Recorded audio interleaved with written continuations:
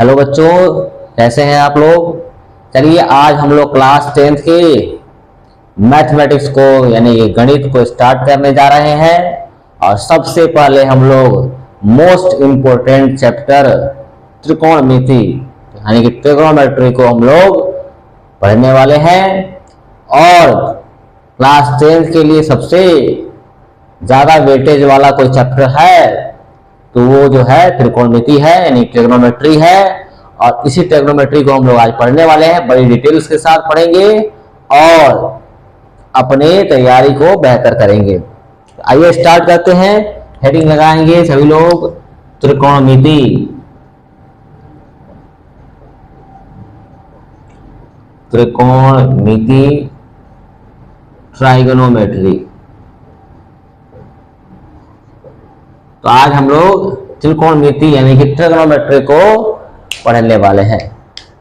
अब इसको बिल्कुल ध्यानपूर्वक पढ़ेंगे और बोर्ड के एग्जाम में सबसे ज्यादा क्वेश्चंस लगभग इसी चैप्टर से उठाए जाते हैं। तो अगर आप इसको अच्छे से पढ़ लेते हैं तो आपका लगभग 20 से 25 मार्क्स के क्वेश्चन आसानी से सॉल्व हो सकते हैं। तो त्रिकोणमिति को हमें पढ़ना है। तो त्रिकोणमिति में देखिए, इसमें त्रिकोणमिति जो है, त्रिकोणमिति शब्द दो शब्दों से मिलकर बना है। एक जो होता है ट्राइगोन और जो दूसरा शब्द है, दूसरा वर्ड है वो है मेट्रॉन। एक जो वर्ड है वो है ट्राइगोन और दूसरा जो शब्द है वो है मेट्रॉन। ट्राइगोन का मतलब देखिए, ट्राइगोन का मतलब तीन कोण हो सकता है या तीन भुजा भी किसी किसी बुक में लिख सकता है। तीन कोण भी कह सकते हैं या तीन भुजा भी कह सकते हैं। किसी किसी प्राइवेट किताबों में, किसी किसी प्राइवेट बुक्स में तीन भुजा लिखा हुआ है, किसी में तीन कोण लिखा हुआ है। यानी कि त्रिभुज जो होता है ना, त्रिभुज में देखिए एक शीर्ष, दो शीर्ष, तीन शीर्ष। किसी भी त्रिभुज में कितने शीर्ष हैं? तीन शीर्ष हैं।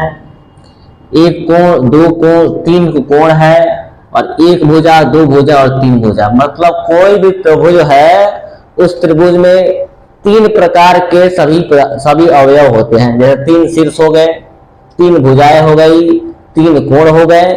तो ये सब तीन तीन होते हैं। तो किसी किसी किताब में ट्राइगोन का मतलब होता है तीन कोण भी हो सकता है, तीन भुजा भी हो सकता है। क्योंकि त्रिकोणमिति का जब अध्ययन करते हैं तो हम किसी त्रिभुज की सहायता से किसी त्रिभुज में उनकी भुजाओं को मापते हैं या उनके कोणों को मापते हैं। और उसको मापने के लिए हम लोग एक लंब का उपयोग करते हैं। एक लंब खींचते हैं उस त्रिभुज में और उसकी सहायता से हम आसानी से, त्रिकोणमिति की सहायता से आसानी से क्या कर सकते हैं? उस त्रिभुज की भुजाओं को माप सकते हैं, उस त्रिभुज के बनने वाले कोणों को माप सकते हैं। तो त्रिकोणमिति का जो शब्द है हमारा ट्राइगोनोमेट्री शब्द, ये दो शब्दों से मिलकर बना। एक है ट्राइगोन और दूसरा है मेट्रॉन। ट्राइगोन का अर्थ है तीन कोण या तीन भुजा और मेट्रॉन का हिंदी अर्थ है माप। तो तीन कोण या भुजा की माप, या यूं कह सकते हैं सिंपल त्रिभुज की माप। क्योंकि तीन कोण या तीन भुजा कहाँ है? त्रिभुज में है। तो त्रिकोणमिति का अर्थ है कि हमें क्या करना है? त्रिभुज की माप का अध्ययन करना है। त्रिभुज की माप, अब माप में क्या कर सकते हैं आप? तीनों कोण माप सकते हैं, तीनों भुजाओं को माप सकते हैं। शीर्ष को तो मापा नहीं सकता है, शीर्ष एक बिंदु है, बिंदु को तो मापने, बिंदु की कल्पना की जा सकती है, उसको दर्शाया जा सकता है, उसकी माप संभव नहीं है। तो किसी त्रिभुज में मापने के दो ही अवयव है, पहला इनके कोण और दूसरा इनकी भुजाएं। तो किसी भी त्रिभुज में तीन कोणों को मापना या तीन भुजाओं को मापना ही क्या है? त्रिकोणमिति है। या यूं कहें एक शब्द में तो त्रिभुज की माप का अध्ययन।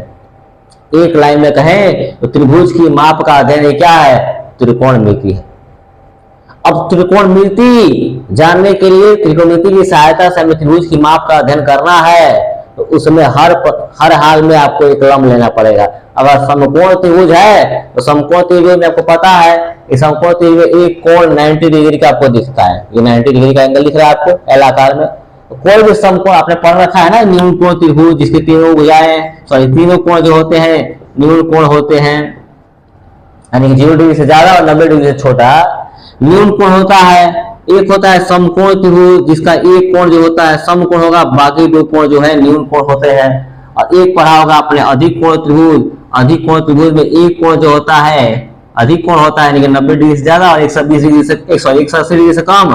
और ये जो दोनों कोण हैं ये न्यून कोण होंगे। तो आपने पढ़ रखा है। इस त्रिभुज में क्या करें, देखिए यहाँ पर एक लंब लीजिए, यहाँ से लंब डाल सकते हैं आप, यहाँ पर भी लंब डाल सकते हैं, यहाँ से भी लंब डाल सकते हैं। इस त्रिभुज में देख ही रहा है आपको, लंब दिखाई ही दे रहा है। इस त्रिभुज में यहाँ से लंब डाल सकते हैं आप, और डाल के सॉल्व कर सकते हैं। तो किसी भी त्रिभुज के अगर माप का अध्ययन करना है, भुजा को मापना है, कोण को मापना है, तो आपको हर हाल में उस त्रिभुज में लंब लेने की आवश्यकता पड़ेगी। अगर समकोण त्रिभुज है तो लंब लेने की कोई आवश्यकता नहीं है, लेकिन न्यून कोण त्रिभुज है, अधिक कोण त्रिभुज है, या भुजाओं के अपने आधार पर पड़ा होगा, समबाहु त्रिभुज, तीनों भुजाएं आपस में बराबर होती है, यहाँ भी लंब डाल सकते हैं आप, यहाँ भी लंब डाल सकते हैं। समद्विबाहु पढ़ा होगा आपने, समद्विबाहु में भी लंब डाल सकते हैं आप। विषम बाहु भी पढ़ा होगा आपने, विषम बाहु में भी लंब डाल सकते हैं। मतलब अगर त्रिकोणमिति की सहायता से किसी त्रिभुज की भुजाओं को मापना है, त्रिभुज के कोणों को मापना है, तो आपको उस त्रिभुज में लंब लेना पड़ेगा। अगर समकोण त्रिभुज है तो उसमें लंब लेने की कोई आवश्यकता नहीं है, क्योंकि उसमें खुद 90 डिग्री का कोण होता है, उसमें आवश्यकता नहीं पड़ती है। तो आप त्रिकोणमिति का पहला डिफिनेशन लिख लीजिए। त्रिकोणमिति गणित की वह शाखा है, त्रिकोणमिति गणित की वह शाखा है जिसके अंतर्गत त्रिभुज की मापों का अध्ययन किया जाता है। और त्रिभुज की माप क्या है, भुजा को मापना है और कोण को मापना है। ठीक है, फिर से सुन लीजिए, गणित की वह शाखा जिसके अंतर्गत हम किसी त्रिभुज की मापों का अध्ययन करते हैं। त्रिभुज की मापों का अध्ययन का तात्पर्य है भुजा से और कोण से, 3 भुजा और 3 कोण से। तो त्रिभुज की भुजा और कोणों का मापों का अध्ययन करते हैं, इसे हम लोग क्या कहेंगे, त्रिकोणमिति कहेंगे। अब हमें त्रिकोणमिति का अध्ययन करना है, तो एक पॉइंट पैराग्राफ चेंज करके आप लिख सकते हैं इस बात को, किसी भी त्रिभुज में अगर त्रिकोणमिति की सहायता से हमें भुजाओं को मापना है, कोणों को मापना है, अर्थात त्रिभुज के मापों का अध्ययन करना है, तो हमें उसे आवश्यक रूप से क्या लेने की आवश्यकता पड़ेगी, लंब लेने की आवश्यकता पड़ेगी। आप इस पॉइंट को अपने दिमाग में फिट कर लीजिए कि अगर किसी समकोण त्रिभुज की दिया गया है आपको, उसमें लंब लेने की कोई आवश्यकता नहीं है, लेकिन अन्य त्रिभुज दिए गए हैं तो उन त्रिभुजों में बिना लंब लिए आप क्वेश्चंस त्रिकोणमिति की सहायता से नहीं सॉल्व कर सकते। तो इसलिए प्रारंभ में बेसिक में आपको बताया जा रहा है, त्रिकोणमिति का तात्पर्य हमें त्रिभुज की माप का है, त्रिभुज की मापों के अध्ययन करने से है, और उन त्रिभुजों की मापों का अध्ययन करने के लिए हमें आवश्यक रूप से उस त्रिभुज में एक लंब लेना पड़ेगा। ठीक, इतना बात क्लियर हो गया। अब आइए देखते हैं पाइथागोरस प्रमेय। आपने 9th क्लास में भी पढ़ा होगा पाइथागोरस प्रमेय के बारे में, एक बार फिर इसको रिपीट करेंगे और फिर आगे हम लोग पढ़ेंगे त्रिकोणमिति की सहायता से कैसे त्रिभुज की भुजाओं को मापा जाता है और कैसे कोणों को मापा जाता है, कैसे अनुपात निकाले जाते हैं, त्रिकोणमितीय फलन क्या होते हैं, इन सब की चर्चा करेंगे। तो सबसे पहले त्रिकोणमिति की परिभाषा को समझने के बाद हम समझेंगे पाइथागोरस प्रमेय को।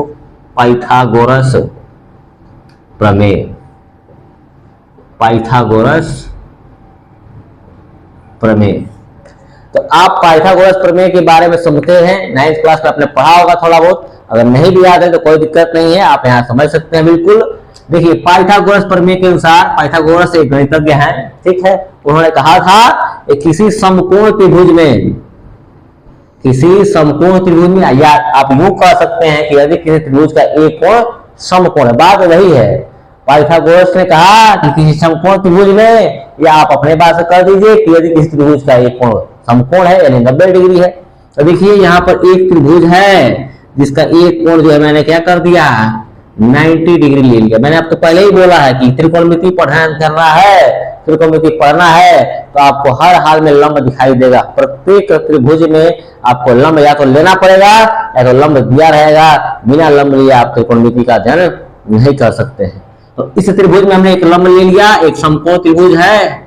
पाइथागोरस प्रमेय के अनुसार ध्यान से समझिए, एक समकोण त्रिभुज यदि है, ठीक है, एक समकोण त्रिभुज है, या यूं कह सकते हैं कि कोई एक कोण 90 डिग्री है, 90 डिग्री है, तो इस त्रिभुज के जो 90 डिग्री के सामने वाली बड़ी सी भुजा दिख रही है ना, समकोण त्रिभुज में जो लंब के सामने बड़ी सी भुजा दिख रही है, इस भुजा का पर इस समकोण के जस्ट सामने की इस 90 डिग्री के कोण में इसके जस्ट सामने जो भुजा है, इस भुजा को हम लोग कर्ण कहते हैं। एकदम याद करने की जरूरत है आपको, क्योंकि अगर आपको त्रिकोणमिति अच्छे से समझना है तो एक एक पॉइंट दिमाग में फिट होना चाहिए। देखिए ये एक समकोण त्रिभुज है और समकोण त्रिभुज में जो 90 डिग्री कोण बना है, 90 डिग्री कोण के जस्ट सामने, 90 डिग्री कोण के जस्ट सामने, या यूं कह सकते हैं जो त्रिभुज की सबसे बड़ी भुजा उसको क्या कहते हैं, हाइपोटेनस, यानी कि हाइपोटेन्यूज, यानी हिंदी में उसको क्या कहते हैं, कर्ण कहते हैं। तो पाइथागोरस प्रमेय पढ़ने जा रहे हैं, उस पाइथागोरस प्रमेय में सब कुछ सीखते चलेंगे। देखिए एक समकोण त्रिभुज है, इसका एक कोण 90 डिग्री है। मान लीजिए एक समकोण त्रिभुज का नाम लिख देता हूं मैं, ये समकोण त्रिभुज ABC है, जिसका कोण B जो है क्या है, 90 डिग्री है, यानी समकोण है।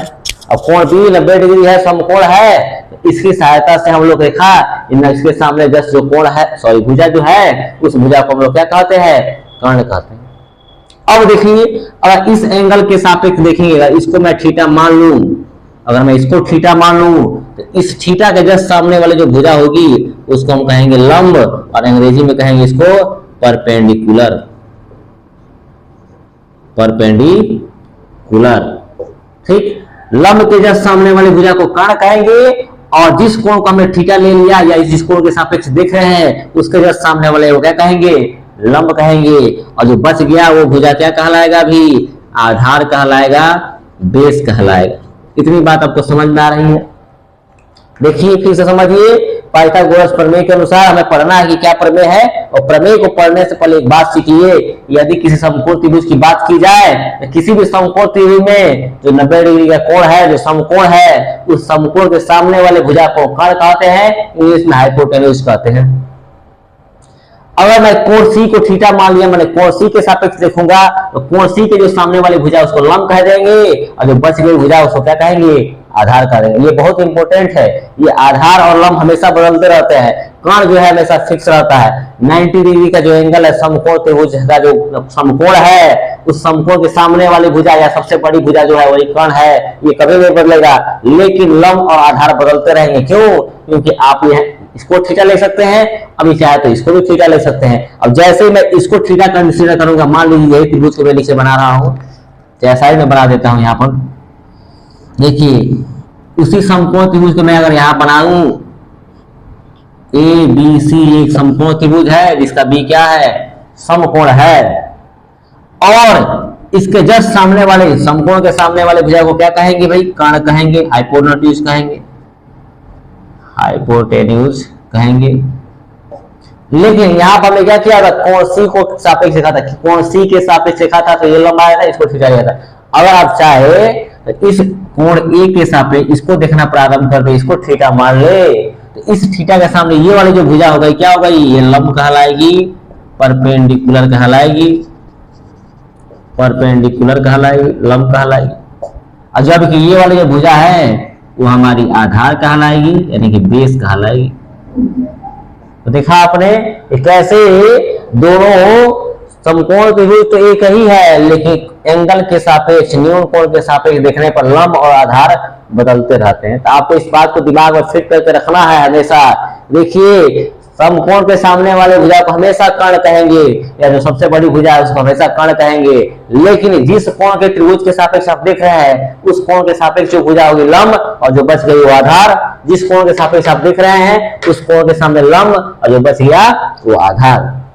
इतनी बात समझ में आपको आ गई। पाइथागोरस ने कहा था कि यदि कोई समकोण त्रिभुज लिया जाए, और समकोण त्रिभुज में एक कोण क्या है, 90 डिग्री, यानी कि समकोण है। देखिए कोण B जो है क्या है, 90 डिग्री है, यानी कि समकोण है, 90 डिग्री है यानी कि समकोण है। तो पाइथागोरस ने कहा कि यदि किसी त्रिभुज में एक कोण 90 डिग्री है, समकोण है, तो फिर जान लीजिए कि उसमें जो सबसे बड़ी भुजा है, जो कोण कर्ण है, उस कर्ण का स्क्वायर जो होता है, उस कर्ण का जो स्क्वायर होता है वो इन दोनों जो समकोण बनाने वाली भुजाएं हैं, यानी कि जो लंब है और आधार है, इन दोनों भुजाओं के वर्गों के योगफल के बराबर होता है। क्या कहा पाइथागोरस ने कि समकोण त्रिभुज में एक कोण यदि क्या हो, समकोण हो, तो उस समकोण त्रिभुज जो सबसे बड़ी भुजा है, यानी कि जो कर्ण है, उसका वर्ग, यानी कि AC स्क्वायर, AC जो भुजा है उसका स्क्वायर, जो समकोण बनाने वाली जो छोटी छोटी वो भुजाएं हैं, यानी कि लंब और आधार, यानी कि AB स्क्वायर और BC स्क्वायर कर दीजिए, और इन दोनों को क्या कर दीजिए, जोड़ दीजिए, तो ये दोनों क्या हो जाएंगे, आपस में बराबर हो जाएंगे। समझ में आ रहा है? पाइथागोरस ने इस बात को बड़ा क्लियरली कहा यदि किसी समकोण त्रिभुज की बात की जाए तो उसमें एक कोण यदि आप 90 डिग्री ले लीजिए, समकोण ले लीजिए, 90 डिग्री सामने वाली जो सबसे बड़ी भुजा है यानी कि कर्ण है उसका वर्ग कीजिए, और समकोण बनाने वाले जो आंख में छोटी भुजा है यानी कि लंब है और एक आधार है उसका वर्ग कीजिए, और दोनों को जोड़ दीजिए, देखिए हमेशा मान क्या होगा, बराबर आएगा। ये पाइथागोरस ने कहा था, इसको आपको याद रखना है। अब एक चीज दिखा रहे हैं, अब आप समझ चुके हैं। अब शॉर्ट टर्म में हम याद रखेंगे, कर्ण को हमेशा एच से डिनोट करेंगे, एच से सूचित करेंगे, स्मॉल एच, और लंब को हमेशा स्मॉल पी से सूचित करेंगे, और आधार को हमेशा स्मॉल बी से सूचित करेंगे। अब इसको डिनोट करने के लिए आप नया चीज कीजिए, मैं हिंदी में या कि एसीबीसी नहीं लिखूंगा, आप बिल्कुल समझ सकते हैं कि समकोण के सामने वाली जो भुजा है वो कर्ण है, उसको शॉर्ट कट में डिनोट करेंगे संकेत में एच के रूप में। जो थीटा मान लिया उस थीटा के सामने वाले भुजा है लंब है, उसको शॉर्टकट में क्या लिखेंगे, लिखेंगे, और जो बच गया भुजा उसको क्या कहेंगे, आधार कहेंगे। यहाँ भी वही कंडीशन है, थीटा को मैंने बदल दिया, लंब बदल गया, आधार बदल गया, कर्ण फिक्स है, कर्ण दोनों जगह वही है, कर्ण में कोई बदलाव नहीं होने वाला है। तो पाइथागोरस प्रमेय के अनुसार ये जो कोण बी है क्या है, 90 डिग्री है, तो उनके अनुसार क्या क्या फार्मूला निकाल सकते हैं हम लोग। पहला फार्मूला निकलेगा, उन्होंने कहा कि कर्ण का जो वर्ग है यानी कि एच का स्क्वायर है वो हमेशा लंब के स्क्वायर और आधार के स्क्वायर के बराबर है, यानी कि पी के स्क्वायर और बी के स्क्वायर के जोड़ के बराबर है। उन्होंने पहला फार्मूला, और यही मेन फार्मूला है, और इसी से बहुत सारे फार्मूला हम लोग बना सकते हैं। तो देखिए यहाँ से स्क्वायर हटा दें, यहाँ से स्क्वायर हटा दें तो कितना हो जाएगा, अंडर रूट, स्क्वायर हटाएंगे रूट आ जाएगा, P square plus B square, square मैंने हटाया रूट आ गया, P square plus B square. और देखिए मान लीजिए आपको निकालना हो, पी स्क्वायर दिया हुआ है, पी का मान निकालना है, इसको उठा के इधर कर देंगे, पी स्क्वायर बराबर कितना हो जाएगा, इधर आएगा तो H square minus B square, और जैसे ही स्क्वायर हटा देंगे यहाँ पर आ जाएगा अंडर रूट, यानी कि पी बराबर कितना हो गया, under root H square minus B square. ये तीसरा नंबर बन गया फार्मूला। इसी तरह चौथा बनाना है, अब मान लीजिए बी निकालना है आपको, यहाँ से बी स्क्वायर बराबर इसको उठा के इधर कर दीजिए, बी स्क्वायर बराबर कितना हो जाएगा, एच स्क्वायर, ये इधर गया तो माइनस पी स्क्वायर, स्क्वायर हटा दीजिए, जैसे स्क्वायर हटाइएगा रूट आ जाएगा, तो यहाँ से बी का मान निकल गया। तो पाइथागोरस पर में आपने सीखा और समझा इस बात को कि कैसे हम लोग कर्ण में, लंब में और आधार में संबंध निकालते हैं। और एक ही संबंध है मेन, क्या, कर्ण का वर्ग लंब के वर्ग और आधार के वर्गों के योगफल के बराबर होता है, और इसी की सहायता से ये अन्य तीन फार्मूला मैंने बनाया। और आप हमेशा याद रखना है किसके कोण के सापेक्ष हम देख रहे हैं, जिस कोण के सापेक्ष देखेंगे इस कर्ण के सामने लंब, जो बच गया आधार, इस कोण के सामने ये लंब हो गया, ये आधार, मतलब समकोण त्रिभुज में लंब और आधार इंटरचेंज होते रहेंगे, लेकिन कर्ण जो है हाइपोटेन्यूज जो है वो फिक्स है, वो कभी नहीं बदलेगा। इतना बात समझ में आ गया है, नोट कीजिए, आगे बढ़ते हैं।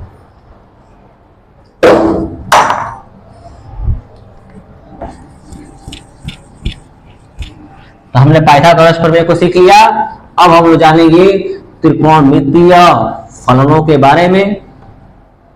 त्रिकोणमितीय फलन के बारे में समझते हैं। आप जाएंगे 11th क्लास में तो त्रिकोणमितीय फलन के बारे में पढ़ेंगे। सबसे पहले आप पढ़ेंगे वहां पर सेट यानी कि समुच्चय के बारे में पढ़ेंगे। समुच्चय की सहायता से आप रिलेशन पढ़ेंगे, संबंध बनाएंगे, और फिर संबंध की सहायता से आप क्या बनाएंगे, फंक्शन बनाएंगे, फलन बनाएंगे, और फिर फलनों को पढ़ने के बाद विशेष प्रकार के फलन पढ़ते जाएंगे, जैसे त्रिकोणमितीय फलन। तो अभी डिटेल में नहीं जाएंगे, बिल्कुल शॉर्टकट में पढ़ेंगे त्रिकोणमितीय, ताकि हमारी बोर्ड की तैयारी जो है अच्छे से हो पाए। त्रिकोणमितीय फलन, trigonometric functions, trigonometric functions, trigonometric functions, त्रिकोणमितीय फलन। अब इसकी परिभाषा आप 11th क्लास में जाएंगे, डिटेल में आपको पता चलेगा फलन क्या होते हैं, त्रिकोणमितीय फलन क्या होते हैं, क्योंकि अगर उतना डिटेल में जाएगा तो फिर मुझे सेट से स्टार्ट करना पड़ेगा, सेट क्या होता है, सेट समझाना पड़ेगा, फिर उसकी सहायता से आपको रिलेशन बताना पड़ेगा, फिर रिलेशन की सहायता से आपको फंक्शन बताना पड़ेगा, और तब जाके आपको त्रिकोणमेट्रिक फंक्शन समझ में। तो उतना डिटेल में न जाके आप सिंपल वे में याद रख लीजिए कि त्रिकोणमितीय फलन जो है, त्रिकोणमेट्रिक जो फंक्शन है 6 प्रकार के होते हैं। कितने प्रकार के, 6 प्रकार के त्रिकोणमितीय फलन होते हैं, और उन्हीं के लिए हम त्रिकोणमितीय अनुपात निकालेंगे, त्रिकोणमितीय समीकरण निकालेंगे, त्रिकोणमितीय तदात्म्य निकालेंगे और सीखेंगे। बड़ा आसानी से आप बना सकते हैं, कोई टेंशन की बात नहीं है, बस आपको याद रखना है त्रिकोणमितीय फलन जो है मुख्य रूप से 6 प्रकार के हैं। कौन कौन से हैं तो नोट करते जाइए। पहला जो है साइन है, SIN साइन, दूसरा जो है कोसाइन है, COSIN कोसाइन है, तीसरा जो है वो है हमारा टेंजेंट है, टेंजेंट है। चौथा जो है साइन का उल्टा यानी कि व्युत्क्रम फलन जो होता है वो होता है कोसेकेंट। कोसाइन जो होता है, कोसाइन का जो व्युत्क्रम फलन होता है वो होता है सेकेंट, और टेंजेंट जो होता है उस टेंजेंट का व्युत्क्रम फलन जो है कोटेंजेंट होता है, कोटेंजेंट। ठीक है, तो ये 6 प्रकार के हमारे त्रिकोणमितीय फलन है। कौन कौन सा है? Sine, cosine, tangent, cosecant, secant और कोटेंजेंट। देखिए साइन का जो व्युत्क्रम है उल्टा जो है कोसेकेंट है, कोसाइन का उल्टा जो है सेकेंट है, और टेंजेंट का उल्टा कोटेंजेंट है। और कैसे है आपको जब हम अनुपात निकालेंगे तो वहां समझाएंगे। ठीक है, अब इसका हिंदी नाम भी होता है, साइन को इंग्लिश में हिंदी में जया कहते हैं, इसको को जया कहते हैं, इसको स्पर्श जया कहते हैं, इसको कोटि जया कहते हैं, इसको कोटि पूरक जया कहते हैं, इसको कोटि स्पर्श जया कहते हैं। इसकी हिंदी भी आप चाहे तो याद कर सकते हैं, लेकिन हिंदी की कोई आवश्यकता नहीं है। आपको इंग्लिश में सारे नाम बुक्स में या कहीं भी क्वेश्चन दिया जाएगा सारे इंग्लिश में लिखे रहेंगे। तो ये साइन को शॉर्टकट में जो है डिनोट करते हैं हमेशा SIN से डिनोट करेंगे।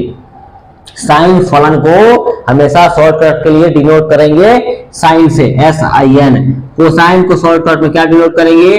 कोस, COS, कोस से डिनोट करेंगे।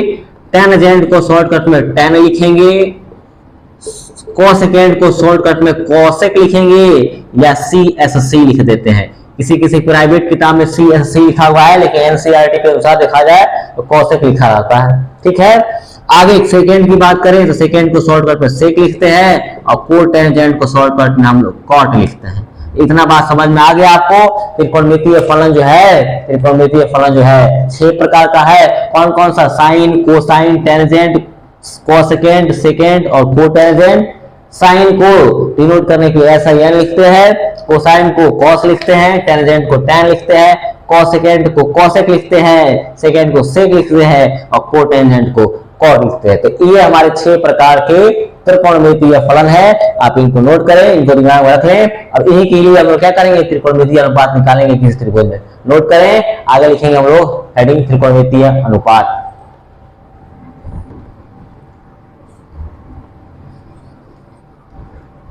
हम लोग पढ़ने जा रहे हैं त्रिकोणमितीय अनुपात, ट्रिग्नोमेट्रिक रेशियोज। हम लोग त्रिकोणमितीय अनुपात पढ़ेंगे और सीखेंगे कैसे किसी त्रिभुज में त्रिकोणमितीय अनुपात, ये जो त्रिकोणमितीय फलन है किसी कोण के सापेक्ष कैसे त्रिकोणमितीय अनुपात निकाले जाते हैं, और कैसे हम लोग उसको याद कर सकते हैं, भुजाओं को माप सकते हैं, कोणों को माप सकते हैं, ये हमें सीखना है। आइए देखते हैं इन 6 फलनों के लिए त्रिकोणमितीय अनुपात किसी भी समकोण त्रिभुज में। तो आपको पहले ही बता चुका हूं मैं कि किसी भी समकोण त्रिभुज की चर्चा करेंगे तभी हम लोग त्रिकोणमिति का अस्तित्व देखेंगे। बिना लंब लिए या बिना समकोण बनाए त्रिकोणमिति का कोई चर्चा नहीं हो सकती है। एक मान लीजिए एक हमारा समकोण त्रिभुज है, ये हमारा एक समकोण त्रिभुज है जिसका एक कोण ये मान लीजिए B जो है क्या है? समकोण है। ये A है और ये C है। ये जो कोण B जो है क्या है? समकोण है। और इस समकोण की सहायता से हमको पता है, वो दिख रहा है कि समकोण के सामने वाली भुजा को क्या कहते हैं भाई? कर्ण कहते हैं। ये फिक्स है, कभी बदलेगा नहीं। अब मान लीजिए ये जो कोण है इस कोण के सापेक्ष, कोण C जो है इसी के सापेक्ष देखना है, तो इसी को मान लीजिए थीटा। तो जब इसको थीटा मान लीजिए C के सापेक्ष, तो मैं आपको बताया हूं कि थीटा के सामने वाले जस को क्या कहेंगे? लंब यानी P कहेंगे, परपेंडिकुलर, और जो बच गया उसको क्या कहेंगे? बेस कहेंगे, आधार कहेंगे। अगर आपने इसको थीटा लिया होता तो ये हो जाता P और ये हो जाता B। अभी पीछे कंसेप्ट सिखा दिया मैंने। अब देखिए ये 3 भुजाएं मिल रही है आपको, ये और ये। इस त्रिभुज में कितनी भुजाएं दिख रही है आपको? 3 भुजाएं दिख रही है, और सबका अनुपात एक दूसरे के साथ निकाल सकते हैं। देखिए P का H के साथ, P का H के साथ अनुपात निकाल सकते हैं, P का अनुपात H के साथ निकाल सकते हैं। ठीक, इसका व्युत्क्रम कर दे, उल्टा कर दें तो H का P के साथ निकाल सकते हैं, H का P के साथ अनुपात। अरे पढ़ा है आपने ना, 2:3 लिखा हुआ है और उसका उल्टा कर दिए 3:2 है। ये दोनों एक दूसरे के बराबर थोड़ी है, दोनों एक दूसरे के व्युत्क्रम। तो वैसे P का अनुपात निकाल दिया मैंने H के साथ, और H का अनुपात निकाल लिया किसके साथ? P के साथ। 2 अनुपात मिल गया इस त्रिभुज के लिए। अगला देखेंगे तो देखिए B का अनुपात निकाल सकते हैं H के साथ, B का अनुपात निकाल दिया मैंने H के साथ, या उसका उल्टा H का अनुपात निकाल सकते हैं B के साथ। अब क्या बच गया, P का B के साथ निकाल सकते हैं, P का B के साथ अनुपात निकाल सकते हैं, और इसका उल्टा B का P के साथ अनुपात निकाल सकते हैं। तो ये 6 प्रकार के ही अनुपात इसमें दिखाई दे रहे हैं आपको, इसका इसके साथ, इसका इसके साथ, मतलब P का H के साथ और H का P के साथ, हो गया क्लियर। B का H के साथ, H का B के साथ निकाल सकते हैं, और P का B के साथ और B का P के साथ। इसके अलावा कोई अनुपात आपको नहीं दिखेगा इसमें। 6 प्रकार के अनुपात दिख रहे हैं और 6 प्रकार का ये हमारे फलन है। तो आप प्रयोग में देखेंगे, प्रयोग 11 में जाएंगे तो वहां पर आपको डिटेल में समझाया जाएगा। ये P बटा H का अनुपात जो होता है थीटा के सापेक्ष साइन थीटा देता है। P बटा H का जो अनुपात है, यानी कि लंब बटा कर्ण जो है, लंब बटा, पता है आपको P माने लंब, H माने कर्ण और B माने आधार। तो P और H का जो अनुपात है साइन थीटा होता है, यानी कि साइन का उस कोण के सापेक्ष त्रिकोणमितीय अनुपात होता है। दूसरा जो है H बटा P, जस्ट इसका आपको पता है, अभी बताया साइन के उल्टा क्या होता है, कोसेक होता है। तो यहाँ पर उल्टा वाला को कोसेक थीटा कहेंगे। कोसेक थीटा बराबर कितना हो गया, H बटा P हो गया। ठीक, इसी तरह से तीसरा आ गया हमारा B और H का अनुपात जो होता है निकालते हैं तो ये देता है cos थीटा, और इसका उल्टा यानी H और B का अनुपात निकालते हैं तो ये देता है sec थीटा। फिर उसके बाद पांचवा जो अनुपात है P और B का अनुपात, इसको निकालते हैं तो ये देता है tan थीटा, और B और P का अनुपात निकालते हैं तो ये देता है cot थीटा। ये 6 प्रकार के फलन हमारे, और 6 प्रकार का हमने क्या कर लिया, ये समकोण त्रिभुज में त्रिकोणमितीय अनुपात निकाल दिया। बिल्कुल आसान तरीके से आपने देखा त्रिभुज में 3 अनुपात 3 भुजाएं हैं, और तीनों के अनुसार 6 प्रकार का अनुपात बनाए जा सकते हैं। लंब और कर्ण का अनुपात साइन का फलन, साइन का अनुपात होता है, साइन के इस कोण के सापेक्ष साइन होता है, साइन फलन का अनुपात। इसी तरह से कोसेक का अनुपात उसका उल्टा हो जाता है, cos का अनुपात B बटा H होता है, उसका उल्टा sec थीटा का अनुपात H बटा B होता है।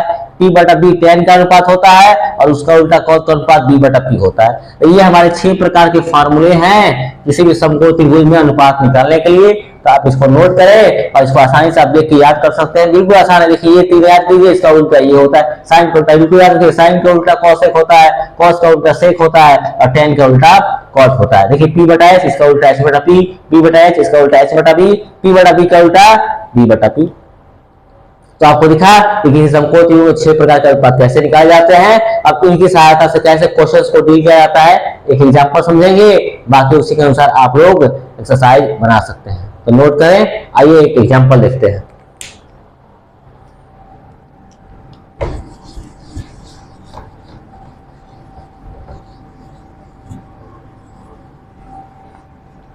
वैसे जो भी क्वेश्चन आपको मुझे इंपॉर्टेंट लगेगा, आपके लिए जो भी क्वेश्चन बोर्ड के इंपॉर्टेंट हो सकते हैं, एग्जांपल के साथ साथ ये क्वेश्चन भी आपको करा दिए जाएंगे। पूरे बुक्स तो नहीं कराए जा सकते हैं, उसके लिए बहुत ज्यादा टाइम लगेगा, लेकिन जो इंपॉर्टेंट क्वेश्चन हमारे बोर्ड के लिए हो सकते हैं उसको मैं यहाँ पर डील कराने वाला हूँ। तो आइए देखते हैं, पहला क्वेश्चन देखते हैं। मान लीजिए आपको क्वेश्चन दे दिया और कह दिया कि देखिए साइन थीटा का मान जो है 4/5 है। यदि साइन थीटा जो है 4/5 है तो आप अन्य त्रिकोणमितीय अनुपात ज्ञात कीजिए। मतलब देखा आपने ना 6 प्रकार का त्रिकोणमितीय अनुपात निकाला हमने, उसमें साइन वाला दिया है, एक साइन थीटा दिया है और बाकी 5 पूछ दिया जाएगा। जैसे साइन थीटा बराबर 4/5 दिया है तो अन्य त्रिकोणमितीय अनुपात ज्ञात करें। अन्य त्रिकोणमितीय अनुपात ज्ञात करें, ये हमारा क्वेश्चन है। देखिए तो एक अनुपात दे दिया जाएगा, कोई भी एक अनुपात दे दिया जाएगा और आपसे अन्य सभी अनुपात को पूछ लिया जा सकता है। तो बहुत आसान है, ध्यानपूर्वक समझेंगे और बिल्कुल आसानी से इसको डील कर सकते हैं। एक तो होता है शॉर्टकट, जो बिना आप अनुपात, देखिए अनुपात जो होता है कभी नियत नहीं होता है। देखिए जैसे 1/2 लिखा हुआ है तो यहाँ से दिख रहा है तो आप नहीं कटा सकते हैं, लेकिन 2/4 का भी वही मतलब है। देखिए 2 × 2 2 × 4 1/2, यही से लिखा हुआ है 3/6 3/6 3 जैसे देखिए 1/2 है। इसे लिखा है 4/8, देखिए 4 × 1 4 4 × 2 8, दिख रहा है ना। अनुपात जो है अलग अलग है, क्या एक ही है। 1/2 यानी कि 1/2, यहाँ भी 1/2, यहाँ भी 1/2 लिखे। देखिए यहाँ पर मान जो है ना अलग अलग दिख रहा है आपको, ठीक है ना। तो ये जो है अनुपात दिया है 4/5, देखिए कट नहीं रहा है तो ये कोई जरूरी नहीं है 4/5 ही लिखा हुआ है। ये 8/10 भी लिखा हुआ सकता है, ये 12/15 भी लिखा हुआ सकता है। देखिए फिर कटाइए 4 × 8 2 × 10 4 × 3 12 3 × 5 15, दिख रहा है ना आपको अनुपात। तो ये अनुपात कुछ भी हो सकता है, इसलिए हम इसको के मान के बनाएंगे। एक मान लीजिए एक ऐसा, वैसे हमने क्या किया 4/5 है और इसमें मान लीजिए 2/2 से गुणा कर दिया जा रहा है ना, ये 8/10 हो जा रहा है। ये 4/5 है, मान लीजिए 3/3 से गुणा कर दिया जाए तो ये 12/15 हो जाए, मतलब इसके इक्विवेलेंट, इसके समतुल्य ये होता है। तो अनुपात जो होता है सिंपलेस्ट फॉर्म में होता है, और उसमें जब भी किसी एक न्यूमेरिकल से गुणा कर देते हैं, एक अधिक से गुणा कर देते हैं, तो फिर हमें वो वास्तविक मान प्राप्त हो जाता है। तो ये हमारा अनुपात है, और वास्तविक प्राप्त मान के लिए क्या करेंगे, हमको के मानना पड़ेगा, या एल मान लीजिए, या लैम्डा मान लीजिए, कुछ भी मान लीजिए, और मान के सॉल्व करेंगे। तो ध्यानपूर्वक समझिएगा, ये अनुपात नियत नहीं है, 4/5 कुछ भी हो सकता है, इसलिए उसको के मान के या लैम्डा मान के सॉल्व करेंगे। आइए देखते हैं इसको कैसे सॉल्व किया जाता है। देखिए क्वेश्चन में दिया हुआ है क्या, साइन थीटा का मान दिया है, साइन थीटा बराबर 4/5 दिया हुआ है, और हमने पढ़ा है साइन थीटा का फार्मूला पढ़ा है, साइन थीटा बराबर P/H, यानी कि लंब बटा कर्ण। ये साइन थीटा बराबर कितना हो गया, P/H इक्वल टू 4/5, यानी P और H का जो अनुपात है हमेशा क्या आने वाला है, 4:5, यानी 4:5 आने वाला है। लेकिन मैंने आपको बताया कि 4:5 नियत नहीं है, ये 8:10 भी हो सकता है, मतलब 8/10 भी हो सकता है, 12/15 भी हो सकता है, 16/20 भी हो सकता है, कुछ भी हो सकता है। इसलिए इसको हम लोग क्या मान लेते हैं, इसको के बराबर मान लेते हैं, लैम्डा के बराबर मान के, और फिर इसको सॉल्व करेंगे, आसानी से सॉल्व हो जाएगा। ठीक है, क्योंकि हमें पता नहीं है, ऐसे बिना माने भी सॉल्व करेंगे तो आंसर आएगा, ऐसा नहीं कि आंसर नहीं आएगा। मुझे पता है कि कितने लोग पी को 4 मान लेंगे, एच को 5 मान लेंगे, बी का मान निकालेंगे और सॉल्व कर देंगे, मुझे पता है, इस बात को याद है मुझे, लेकिन वो एक मेथड नहीं है, हमको के मान के बनाएंगे, लैम्डा मान के बनाएंगे, ताकि आपको डिटेल्स में जानकारी मिल सके। यहाँ से के मान लिया, अब देखिए इसको क्रॉस मल्टीप्लिकेशन से इसको यहाँ पर कर लीजिए, इसको यहाँ पर कर लीजिए, अथवा इसको क्रॉस मल्टीप्लिकेशन से इसको यहाँ पर, इसको यहाँ कर लीजिए, और फिर के माना ही है, हम बारी बारी से बराबर करके सॉल्व कर देंगे। देखिए यहाँ से क्या हो गया, P अपॉन क्रॉस मल्टीप्लिकेशन से ये 4 यहाँ पर आ गया, और ये H यहाँ पर चल गया, H/5 इक्वल टू क्या माना है मैंने, के माना हुआ है, के माना हुआ है, ब्रैकेट में घेर लीजिए ताकि पता चल जाए आपको। यहाँ से क्या हो गया, देखिए ये भी के बराबर है, ये भी के बराबर है, तो P/4 इक्वल टू, अगर के लिखते हैं यहाँ से P इक्वल टू कितना हो गया, क्रॉस मल्टीप्लिकेशन कीजिए, 4k हो गया। P/4 इक्वल टू के लिया मैंने, तो P इक्वल टू कितना हो गया, 4 हो गया, 4k हो गया। इसी तरह से आप लीजिए H/5 इक्वल टू के लीजिए, यहाँ से H इक्वल टू कितना हो जाएगा, तो 5k हो गया। देखिए P का मान कितना हो गया, 4k, और H का मान कितना हो गया, 5k। ऐसे कोई डायरेक्टली कर सकता है P equal to 4, H equal to 5, लेकिन वो एक तरीका नहीं है, वो एक अच्छा तरीका नहीं है। क्यों नहीं है, क्योंकि ये एक अनुपात एक सिंपलेस्ट फॉर्म को व्यक्त कर रहा है, जबकि जो k के साथ आता है ना, तो मान के साथ में जुड़ा हुआ है कि 2 से मल्टीप्लाई करेंगे तो ये आएगा, 3 से मल्टीप्लाई करेंगे तो ये आएगा, 4 से मल्टीप्लाई करेंगे तो ये आ सकता है, इसलिए k मान के इसको बनाया जा रहा है। ठीक है, तो यहाँ से हमारे पास P का मान हो गया 4k, H का मान हो गया 5k। अब मैं आसानी से इसको B का मान निकाल सकता हूँ। देखिए B इक्वल टू कितना होता है, अभी पढ़ा हमने, B इक्वल टू होता है h² माइनस p², और B का मान दिया हुआ है, H का मान कितना हो गया मेरे पास, 5k का स्क्वायर, माइनस P का मान कितना हो गया मेरे पास, 4k का स्क्वायर, दोनों का स्क्वायर कर दीजिए, सॉल्व करते हैं इसको। B इक्वल टू 5k का स्क्वायर हो गया 45k स्क्वायर, माइनस 4k का स्क्वायर हो गया 16k स्क्वायर, यानी कि b इक्वल टू 25 में से 16 घटाइए, 9k स्क्वायर, इसका वर्गमूल निकालिए, स्क्वायर रूट निकालिए, 9 का वर्गमूल हो गया 3, और k स्क्वायर का वर्गमूल हो गया k, b का वैल्यू कितना हो गया, 3k हो गया। तो देखिए साइन थीटा दिया, यानी कोई भी अनुपात दिया हो, यानी कोई दो भुजा का अनुपात दिया ही होगा, उसको के मानेंगे, दो भुजाओं को लिखेंगे और तीसरी को निकाल लेंगे। ऐसा निकाल लिया, ऐसे डायरेक्टली कोई लिख सकता था ना, जैसे P बराबर कितना दिया है 4, H बराबर कितना दिया है 5, और B बराबर फटाक से निकाल देता है h² माइनस p², यानी कि 5 का स्क्वायर माइनस 4 का स्क्वायर, 5 का स्क्वायर कितना हो गया भाई 25, माइनस 4 का स्क्वायर कितना हो गया 16, 9, 9 का वर्गमूल 3 आ गया 3। लेकिन के रूप में आ रहा है, दिख रहा है आपको, क्यों मान के बना रहा हूँ, तो दोहराओ बार बार कि अनुपात लिखा है 4/5 फिक्स नहीं है, ये 8/10 भी हो सकता है, 12/15 कुछ भी हो सकता है, इसलिए हम लोग क्या मान के बना रहे हैं, के मान के बना रहे हैं। ये हो गया हमारा P का मान, H का मान और K का मान। अब हमने जो भी फार्मूला है पढ़ा उसकी सहायता से निकाल सकते हैं। साइन थीटा का दिया हुआ है, उसको निकालने की आवश्यकता में नहीं है, उसके बाद निकालते हैं। बाकी अन्य कितने बच गए हैं, 5 बच गए हैं, एक तो दिया हुआ है, बाकी 5 और निकालते हैं। देखिए cos थीटा निकालने जाए, cos थीटा बराबर क्या पढ़ा आपने, B/H। B का मान रखिए, B का मान कितना है मेरे पास 3k, और H का मान कितना है मेरे पास 5k। देखिए अभी k से k कैंसिल हो गया, कितना आ गया 3/5। ठीक है, तो हमने cos थीटा का मान निकाल लिया, cos थीटा का अनुपात निकाल लिया, और बिना k का मान के मान ही बनाया होता तभी भी आता, लेकिन वो गलत तरीका होगा क्योंकि वो अनुपात सही नहीं है। अब इसी तरह से दूसरा मान लीजिए tan थीटा निकालना है मुझे, 5 बोला है ना, अन्य सभी निकालिए, एक तो दिया हुआ सही को निकालिए, फिर अब निकालते जाएंगे भाई वो सब। tan थीटा बराबर होता है p बटा b, p का वैल्यू कितना है, p का वैल्यू है 4k और b का वैल्यू है 3k, k से k कैंसिल हो गया, कितना आया 4/3 आ गया, हो गया।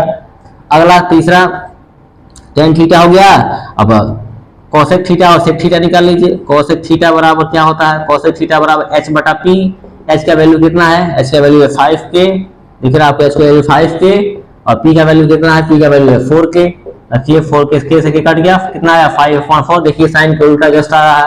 फिर अगला cosec हो गया, sec थीटा निकालिए, sec थीटा बराबर क्या होता है, h बटा b होता है, h का मान 5k और b का मान 3k, k से k कैंसिल हो गया, कितना हो गया 5/3 हो गया, दिख रहा है आपको। एक और बच गया, उसको भी निकाल लीजिए, ये क्या बचा है cot थीटा, cot थीटा बराबर कितना होता है b बटा p होता है, b का वैल्यू कितना है 3k है और p का वैल्यू कितना है, p का वैल्यू 4k है, k से k कैंसिल हो गया, कितना हो गया 3/4 हो गया। सब निकाल लिया, आपको इतना निकालने की भी जरूरत नहीं है, बस 3 निकालिए बाकी सब निकल जाएगा। साइन दिया होता cos निकाल लिया, tan निकाल लिया, देखिए cos कितना है 3/5, आपको पता है cos का उल्टा क्या होता है sec होता है, देखिए 3/5 का उल्टा कितना होता है 5/3।